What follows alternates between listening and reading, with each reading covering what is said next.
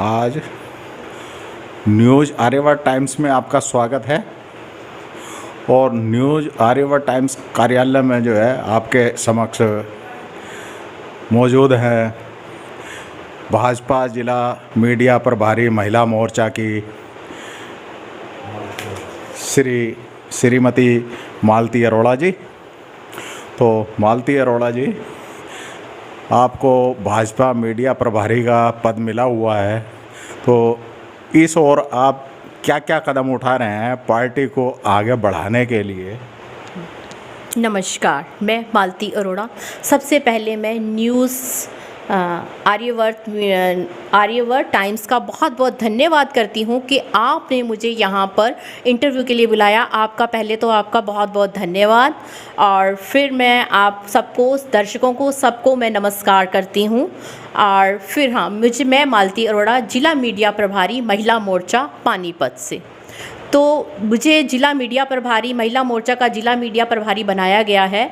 तो उसके साथ साथ 50% तो मैं अपना यहाँ पर देती हूँ कि अपने प्रेस नोट और पिक्स, ये सारा जो भी कार्य हमारा हो रहा होता है ज़िले में, जो भी महिला मोर्चा काम कर रही होती है, उस सारे का मुझे डिटेल तैयार करके, जैसे प्रेस नोट वगैरह।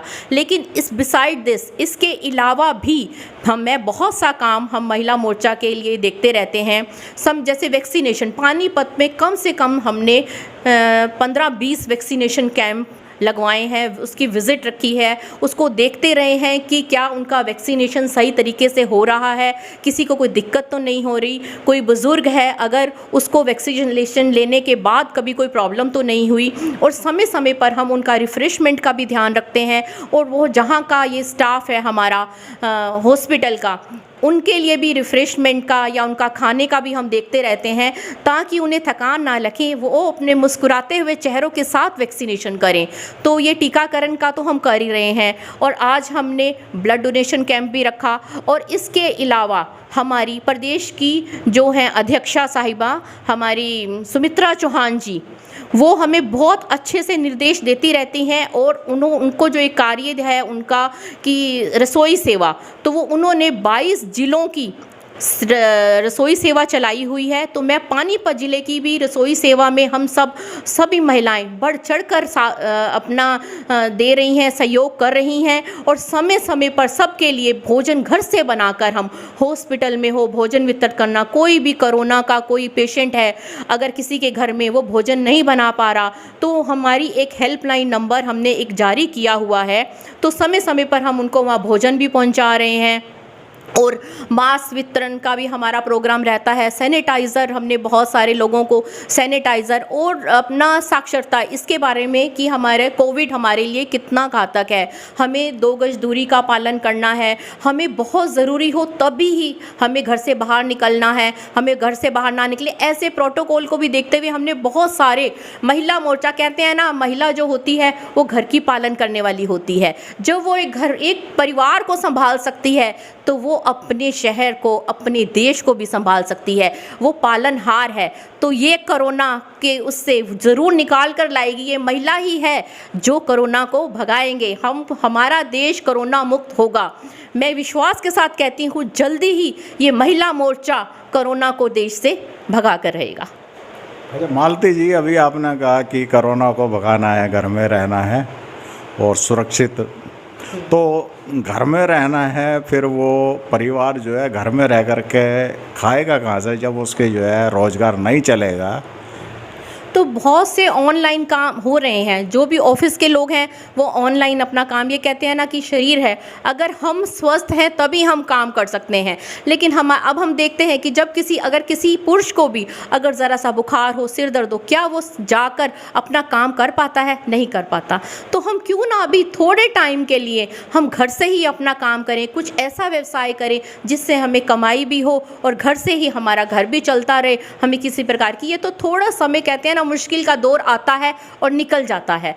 तो ये थोड़ा सा समय है, धैर्य के साथ, प्यार के साथ इसे निकालिए, ये भी अवश्य निकल जाएगा। मालती जी, अभी आपने रसोई के बारे में कहा कि भाई रसोई यहाँ चला रहे हैं, तो वो रसोई के बारे में थोड़ा सा विस्तार से बताइए कि किन के लिए है वो, और उसमें क्या क्या, मतलब रसोई में सुविधाएं वगैरह या आम आदमी के लिए है या किन परिवारों के लिए है वो रसोई? ये हमारी माननीय प्रदेश अध्यक्ष सुमित्रा चौहान जी ने सेवा रसोई का जो दायित्व है ये लिया हुआ है। तो सभी 22 जिलों में ये सेवा रसोई का कार्य चल रहा है, जिसमें हम अगर कोई कोरोना पेशेंट है तो उसको भी हम खाना यहाँ से अपने घर से महिला मोर्चा खाना बनाकर, और उसके साथ जो उसके परिवार के सदस्य हैं उसके लिए भी ये खाना हमारे यहाँ से जाता है। और अगर कोई गर्भवती स्त्री है तो इस समय उसे पोषण जो पूरी है न्यूट्रिटिव डाइट लेने की ज़रूरत है, तो हम उसके लिए फल फ्रूट, प्रोटीन वाली डाइट या दलिया, ऐसा कुछ खिचड़ी लानी जिसको जैसी है। अगर कोई बुज़ुर्ग है तो उसे हल्का खाना चाहिए तो हम उसके लिए थोड़ा हल्का खाना प्रोवाइड करवाते हैं। और अगर किसी को जैसे फ्रूट्स है, किसी समय कोई और संस्था है वो किसी समय कोई खाना दे के गई है तो हमने कोई फ्रूट्स दे दिए, हमने किसी तरह का नारियल पानी डिलीवर कर दिया। इस तरह से हम डाइट का ध्यान रखते हुए कि किस समय किस मरीज़ को कैसी डाइट की आवश्यकता है। अगर कोई गर्भवती स्त्री है तो उसे कैसी डाइट चाहिए, अगर कोई बुज़ुर्ग है वो हैवी खाना नहीं अपना डाइजेस्ट नहीं कर सकता तो उसके लिए थोड़ा लाइट सा खाना या नारियल पानी, किसी को लिक्विड डाइट चाहिए। इस तरह से तरह तरह से हम मेनू बदलते हुए हम उन कोरोना पेशेंट और प्लस उनके साथ जो भी उनके परिवार के सदस्य हैं उनके लिए हमने ये सेवा रसोई का जो है ये प्रोग्राम चलाया है। अच्छा मालती जी, जैसे सोशल मीडिया पे, फेसबुक पे, इस पे पार्टी की जो है वो खिलाफ पब्लिक कमेंट कर रही है, तो इस बारे में जो है आपका क्या कहना है? ये सही है या गलत है जो पार्टी का विरोध होता जा रहा है पब्लिक में? जब भी कोई ग्रो करता है ना, कोई आगे बढ़ता है तो उसकी आलोचना तो होती ही है, विरोधी तत्व ज़रूर उसकी आलोचना करता है। लेकिन ऐसा तो कुछ भी नहीं है कि हमारा काम अच्छे से नहीं हो रहा या हम नहीं कर पा रहे। हर जगह कहते हैं ना, जहाँ कम वहाँ हम। हमारी अध्यक्षा ने हमें ये नारा दिया है, जहाँ पर कोई नहीं पहुँच रहा वहाँ पर हमें पहुँचना है, और वहीं पर भाजपा पहुँच रही है। किसी को खाने की आवश्यकता है, किसी को किसी भी प्रकार की सैनिटाइज़र, किसी को किसी भी तरह की आवश्यकता है। जैसा कि अब हमने जैसे कि किसी को जो टेस्ट करवाने होते हैं तो वो भी हमने बहुत ही रिजनेबल रेट्स पे कर दिए हैं, फ्री भी कर दिए हैं, और एम्बुलेंस सेवा भी चला दी गई है जिसका रेट पहले लोग 18 रुपये चार्ज करते थे, लेकिन बड़े मिनिमम रेट्स पे ये चलाई गई है।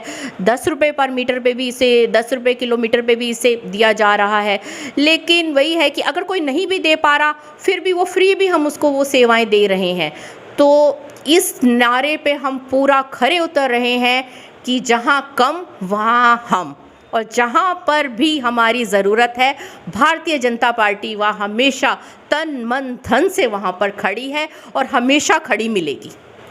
मालती जी, इसके अलावा भी कोई और आपको पद मिला हुआ है?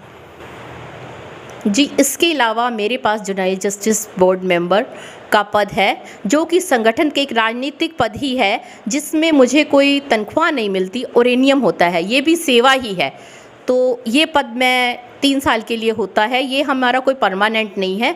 तो मैं इस पद को भी पूरी निष्ठा के साथ, जैसा कि मुझे संगठन ने ही से ही ये पद मिला है, मैं इसे पूरी निष्ठा के साथ अपना काम कर, इसमें मैं सेवा ही कर रही हूँ बच्चों की।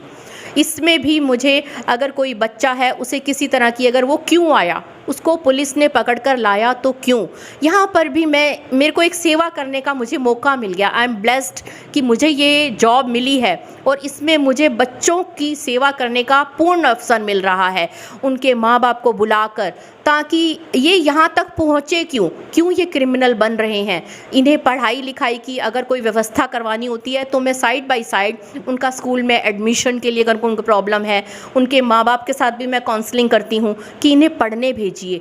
अगर एक बार इनका क्रिमिनल रिकॉर्ड हो गया तो इनका भविष्य खराब हो जाएगा। तो मुझे ये भी मौका मिलता है ताकि मैं इन बच्चों के भविष्य के लिए कुछ अच्छा कर सकूं। तो ये मुझे कार्यकाल मेरा 3 वर्ष में है, लेकिन मैं चाहती हूँ कि इसमें मैं 30 वर्ष का कार्य पूरा कर दूं। मैं बच्चों के लिए इतना कुछ कर जाऊं, कुछ अगर मैंने 20-30 बच्चों को भी सुधार दिया महीने में, अगर मैंने 20-30 बच्चे भी अगर स्कूल में डलवा दिए और उन्हें मैंने मुस्लिम बनने से रोक दिया, तो मैं सोचूंगी मैंने अपना जीवन सार्थक कर लिया। मालती जी, आप काफ़ी अच्छे वकील भी हैं, तो वकील के नाते जो है वो गरीबों की भी क्या सेवा आप करती हैं, उनके फ्री केस लड़ती हैं?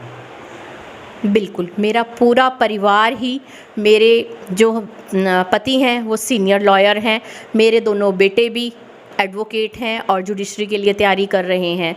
तो मैं खुद भी एक वकील रही हूँ, लेकिन मैं फ्री लीगल एड, जैसे कि अब कोरोना के दौरान पता है कि घर में सब 2 बर्तन होते हैं ना, ज़रूर खड़कते हैं, तो आपस में मियाँ बीबी की आजकल ऐसे डोमेस्टिक वायलेंस के केस भी बहुत ज़्यादा हो गए हैं, तो मैं उनकी भी काउंसलिंग करती हूँ ताकि उनको घर में समझाने का प्रयास करती हूँ, क्योंकि थोड़ा टाइम है, प्यार से सहन कर ले। जो हमारी महिलाएं हैं 24 घंटे तो रसोई में, पहले रसोई का, फिर घर का, फिर पुरुष लोग भी घर पर रहते हैं तो काम और ज़्यादा हो जाता है, तो कुछ ना कुछ आपस में अनबन हो ही जाती है।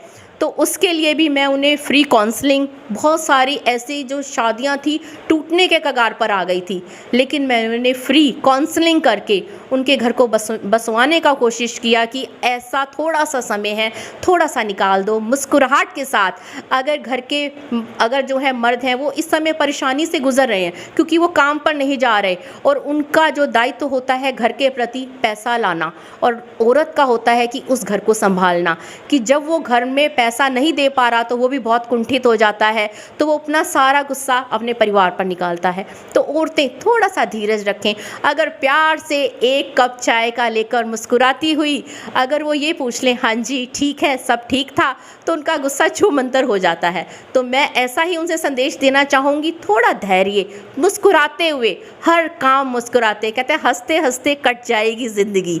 तो जो भी हमारे ये हम भयंकर इस से गुज़र रहे हैं महामारी से, ये चली जाएगी, बस अपने होठों की मुस्कुराहट बरकरार रखें। बहुत बहुत धन्यवाद मालती जी आपका, और आप सभी का, दर्शकों का जो भी बहुत बहुत धन्यवाद। नमस्ते।